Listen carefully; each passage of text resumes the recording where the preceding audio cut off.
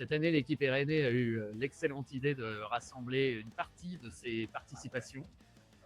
Donc Célipe Deschamps, Magélium et Chénocéré.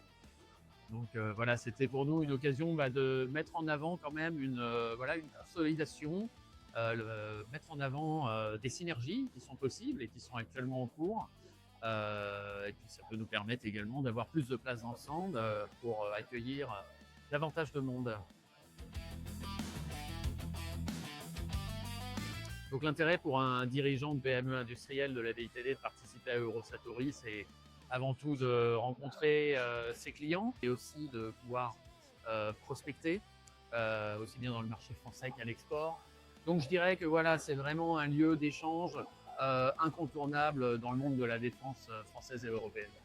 Donc en tant que ETI de la BITD, on ne peut pas ne pas être à Eurosatory. D'abord parce que il y a tous les grands donneurs d'ordre qui doivent être à leur écoute. On doit essayer de comprendre leurs problématiques, les tendances. Et puis, comme tout salon, une occasion unique de rencontrer énormément de personnes sur un temps très court. Alors un mot pour décrire Eurosatory, pour cette année, celle de 2026, je choisirais ramp up.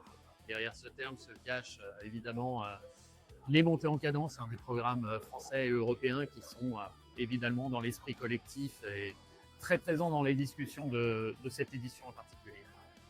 Donc, le mot qui décrit Eurosatory aujourd'hui, c'est intelligence artificielle. C'est pas une surprise, mais c'est sûr que c'est le mot qu'on voit à chaque point de stand aujourd'hui.